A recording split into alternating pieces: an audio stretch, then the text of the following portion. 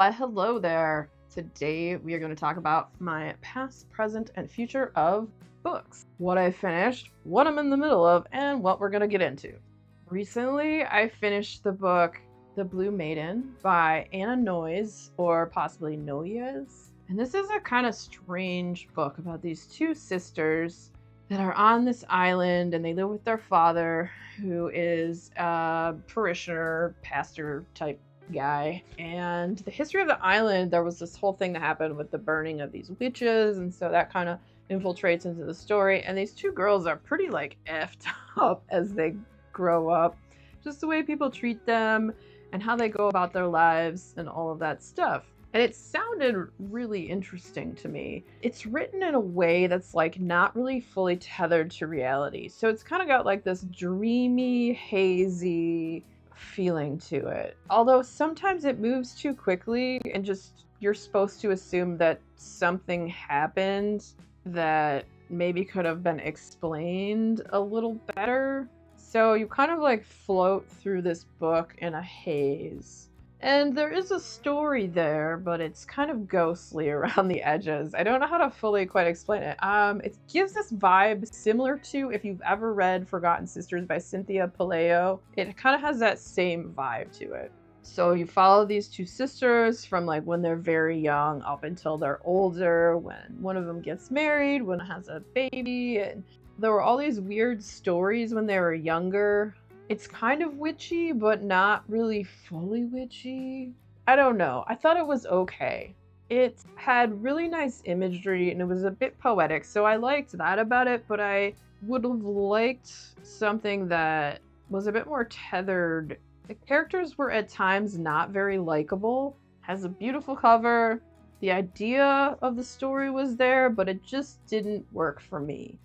Maybe it will work for you. Like I said, it's got that vibe of like Forgotten Sisters. So if you like that book, you might like this one. So currently, I'm reading Kamigawa Food Detectives by Hisashi Kashiwa. And this book is super fun. There's a cute little cat on the cover. I love books that have to do with great food descriptions. And it was translated from Japanese by Jesse Kirkwood. And it has these luscious and vibrant food descriptions. So there's this diner called the Kamigawa Diner, and if you can find it, because the only advertising they don't have a sign up front, it's in this district where it just doesn't look like anything is there. The building looks all run down outside. There's this one line in the Gourmet Monthly magazine, and if you can figure it out, you might be able to go to the Kamigawa Food Detectives. And what they do is if you have a dish or a memory of a food that you just can't find that you want to eat again, and you just can't seem to find a recipe or a way to get it made or a restaurant that makes it that tastes how it did when you had it in a certain time in a certain place with a certain person, they try to track down all this information and recreate that dish for you. That takes you back to that time and place and memory that was something that you loved. A memory of a time and place when things weren't so great, but that certain food made you happy. And so they track these meals down for these people. It's just a sweet little novella. There is a cat in it named Drowsy. It's an orange kitty. They call it Drowsy because it's sleepy. So far, I'm really loving it. I'm about halfway through it. It's super cute. Would I call it cozy? It's kind of cozy. I guess it's kind of a mystery, but not really. Because you're not going to solve the mystery of that. Like, they basically, like, get all this info, and then they find out, like, the region, and people who might have known the people that made the dish that someone had made, and finding out where they got the ingredients from, and all that stuff. And it's just cute and fun. So, those are what I've been into recently. Now, let me tell you what we're going to get into in the future. So as per usual, picked up a few books from the library, some more drive-by bookings. And the first one we got is The Horse by Willie Vlautin. I'm not sure if that's how you say that, but I'm going to go with Vlautin. What is this book about? There's whiskey and a horseshoe and a guitar pick on the cover. What does that mean? Music, whiskey, and horses? Maybe. Well, let's find out. Al Ward lives on an isolated mining claim in the high desert of central Nevada, 50 miles from the nearest town. A grizzled man in his 60s, he survives on canned soup, instant coffee, and memories of his ex-wife. Friends and family he's lost, and his life as a touring musician. Hampered by insomnia, bouts of anxiety, and a chronic lethargy that keeps him from moving back to town, Al finds himself teetering on the edge of madness and running out of reasons to go on, until a horse arrives on his doorstep, nameless, blind, and utterly helpless. Al hopes the horse will vanish as mysteriously as he appeared, yet the animal remains. Is the animal real, or a phantom conjured from his imagination? As Al contemplates the horse's existence and what, if anything, he can do, his thoughts are interspersed with memories of his life as a musician. From the moment his mother's part-time boyfriend gives him a 1959 butterscotch blonde Telecaster to the day his life as a traveling musician begins. He joins various bands, all who perform his songs once they discover his talent, playing casinos, truck stops, clubs, and bars. He falls in love and finds pockets of companionship and minor success along the way.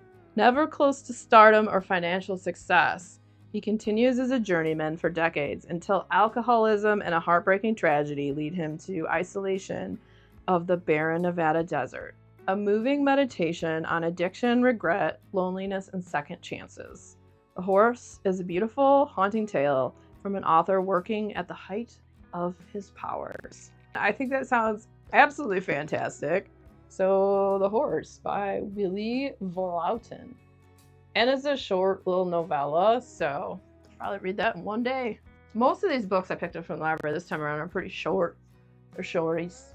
Okay, next up, we have The Past is Red by Catherine Valente. And this is kind of like a sci-fi little novella. So, the future is blue. Endless blue. Except for a few small places that float across the hot, drowned world left behind by long-gone fossil fuel guzzlers. One of those patches is a magical place called Garbagetown. Tetley Abendigo is the most beloved girl in Garbagetown, but she's the only one who knows it. She's the only one who knows a lot of things. That Garbagetown is the most wonderful place in the world. That it's full of hope, that you can love someone and 66% hate them all at the same time. But Earth is a terrible mess. Hope is a fragile thing, and a lot of people are very angry with her. Then, Tetley discovers a new friend, a terrible secret, and more to her world than she ever expected. I thought that sounded interesting, and who doesn't want to read a book about Garbagetown? Think they got any good garbage? One man's trash is another man's treasure. At least that's what they say. So yeah, we'll see. We'll see how this goes. The Past is Red. Okay, so this next one I picked up, I'd been seeing it kind of around on social media, on Instagram and such, and I saw it at the library, so I grabbed it. And that is Memory Piece by Lisa Ko. And so read the synopsis, thought it sounded interesting, and here we are. So let me share the synopsis with you and tell you what it's about. Okay, so first we have the little blurb that says, a visionary novel of friendship, art, and ambition that asks, what is the value of a meaningful life? So that intrigued me first off, and let me tell you more. In the early 1980s, Giselle Chin, Jackie Owen, and Ellen Wynn are three teenagers drawn together by their shared sense of alienation and desire for something different. Allied in the weirdest parts of themselves, they envision one another as artistic collaborators and embark on a future defined by freedom and creativity. By the time they're adults, their dreams are murkier. As a performance artist, Giselle must navigate an elite social world she never conceived of. As a coder, thrilled by the internet's early egalitarian promise, Jackie must contend with its more sinister shift towards monetization and surveillance. Ellen confronts the increasing gentrification and policing overwhelming her New York City neighborhood. Over time, their friendship matures and changes. Their definitions of success become complicated, and their sense of what matters evolves. Moving from the pre-digital 1980s to the art and tech subcultures of the 1990s, to a strikingly imagined portrait of the 2040s. Memory Piece is an innovative and audacious story of three lifelong friends as they strive to build satisfying lives in a world that turns out to be radically different from the one they were promised. So I look forward to reading this one. I kind of like the simplicity of this cover. I don't know. I like it. I think it's cool. Whatever. So those are the books that we are going to get up to in the very near future. Tonight I'll probably finish The Kamigawa Food Detectives. It's a super short book, so looking forward to reading more of that. Okay, so I'm curious, do you have any favorite books that have like food really interspersed throughout the book? Because I love stuff like that. I think that's why I really liked Garden Spells by Sarah Addison Allen.